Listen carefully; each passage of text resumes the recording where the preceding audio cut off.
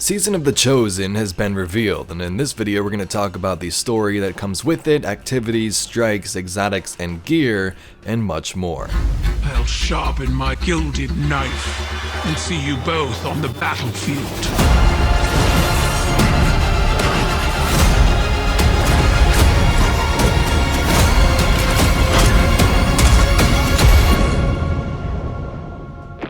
There's no light here.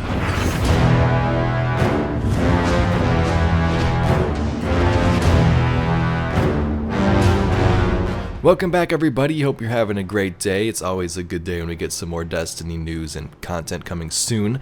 But if you'd like to see a certain part of this video, you can scrub the timeline down below or look in the description for those timestamps.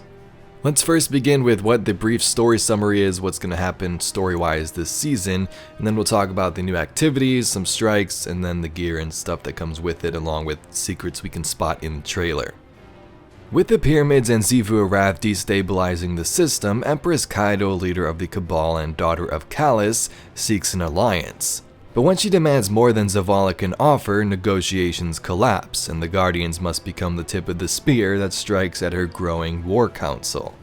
So you heard that right, the Cabal and Caiatl are the main focus of this season. Propose an alliance. With my army and your light, the Cabal will crush the Hive. Bow. No. Caiatl is Calus's daughter. We do have a bunch of lore on her from the past since Destiny 2 came out with the Leviathan and things like that. And I'm probably going to make a whole separate video on what we know about her and her forces in the next couple of days. But as we can see from the trailer, they're trying to strike a deal. This is that clip we seen in last season's trailer. I don't know if it was supposed to be in there or not. But it does start off with them trying to make a deal, Osiris and Zavala here with Caiatl, and then things go south. But just a brief summary from last season, the whole Wrathborn thing actually started with Caiatl's forces. If you listen to the dialogue in Zavala's office, it talked about how the Wrathborn are being infected. He watched the Cabal just kneel for days and do nothing. And then this eventually spread around the system with the cryptoliths. So I'm not sure if some of her enemies may be infected, maybe we'll see some type of Wrathborn. I know they probably want to stray away from that and make new content for this season, but given the clip at the end of the trailer, we'll talk about that in a little bit. Well, if you freeze this frame right, it looks like we found what Crow's new purpose is going to be and who he's going to assist. Either he's staying with Osiris, or he's helping out Zavala and possibly at the tower. Now that seems kind of weird, maybe he's disguising himself if he is the tower. But this is pretty cool, we know he's got to leave the Tangled Shore at some point after that cutscene we got. So what's the big new activity this season? Well, apparently it's called Battlegrounds. The fallout from the failed treaty has resulted in Cabal forces taking up arms on multiple destinations, prepared to defend the glory of the Empire. In this 3-player match-made activity, Guardians will engage in ritual combat against Caiatl's chosen warriors. So this is pretty cool. One of the first shots of the trailer, we see the Cabal invading the Cosmodrome, and the Cabal have never been here. It's always been Bungie's sort of philosophy to have a couple of enemy races on a certain destination, but it looks like that's going to change as we see Cabal units set up at the top of Skywatch here. So after Zavala says he's not going to bow to Caiatl, we see a look at some new armor right here. This could be the season armor. In fact, it looks like it kind of is, given this high-res image on Bungie's site right here.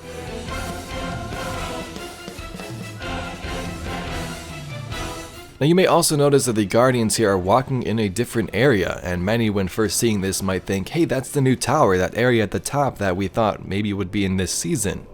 It says, designed as the ultimate Vanguard staging ground, the spaceport provides the resources Guardians need to face the most powerful of incursions.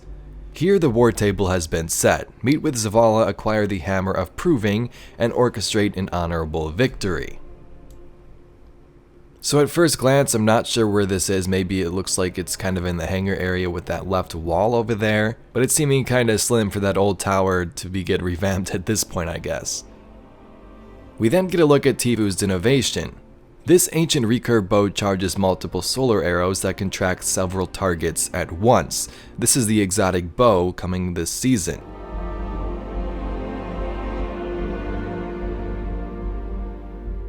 Here's a look at the Season of the Chosen calendar. February 9th, we get Behemoth and Hailstone Battlegrounds, Devil's Lair, Fallen Saber Strikes open, and the Helm comes online. Also the same day, Stasis Aspect Quest begins, so that's cool, getting some more aspects for our new abilities. February 12th, Trials begins, you can earn the new armor scene. February 16th, Cleansing the Battleground. February 23rd, Oracle Battleground and Iron Banner. March 23rd, Proving Ground Strikes opens for Season Pass holders, so I guess we have to wait, a month for the new strike, which kinda sucks. And then there's Iron Banner again. The week after that, on March 30th, the Proving Grounds strike enters the playlist for all players. Another Iron Banner a month later, Guardian Games, April 20th, the Guardian Games closing ceremony around the end of the season. So a couple of things aren't mentioned. It says that little and more at the bottom right there. The exotic quest that's redacted doesn't look like it's on here, so that's probably going to be a secret, and who knows what else is going to be included. So you heard me mention some exotics and some new gear. We talked about Ticcu's Divination. It looks like there's going to be some weapon, ornaments, and stuff like always. Umbral engrams are returning for those of you that saw them a couple of seasons ago. And then, like I said, there's that exotic quest that's redacted. With this background here, perhaps that's sort of like the space we saw with the purple and stuff going on there. That's just speculation, but yeah. Here's a look at the seasonal artifact. It's called the Bell of Conquest. Used to celebrate the triumphs of a warrior who carries it, the Bell of Conquest increases your power every time it's upgraded. Unlock new seasonal mods and customize your playstyle. So it's pretty much like every other artifact, it just looks different and has a new name. So something that's pretty cool on Bungie's site right now, you can see all of the seasonal rewards. So I'll just let this scroll through a couple of pages, but if you'd like to see that, you can check out their website, which is linked down below.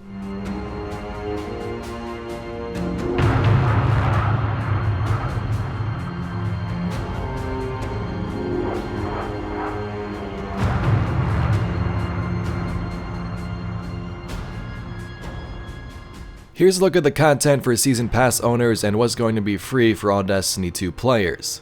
So pretty much everything the same except from Exotic Bow Ticcu's Divination instantly unlocked down.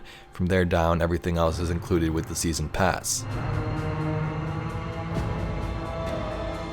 We then get a look at this giant Cabal looking base on Nessus. That's pretty much a land tank. This is where the strike is going to be, as Caiatl discusses it in the trailer.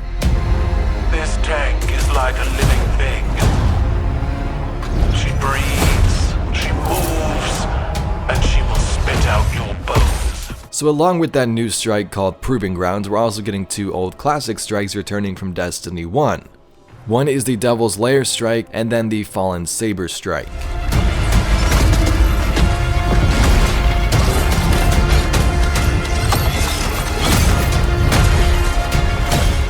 The big new activity for this season is the Battleground Activity, where we crush those champions as mentioned previously.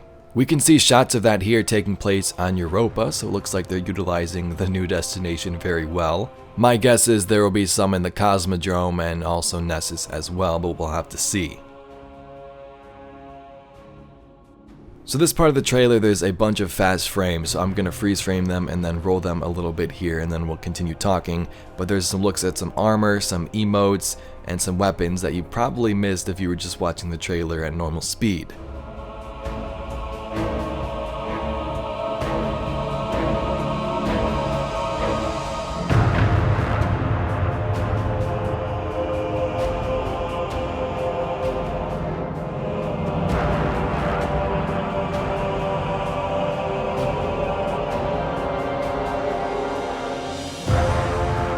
Now the end of the trailer is where things get a little weird and make us think, hey, maybe there's something more going on here. Maybe there's a secret mission, or this is part of the exotic quest that is redacted at this current moment.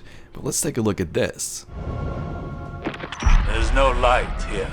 So the weird thing I was mentioning is this.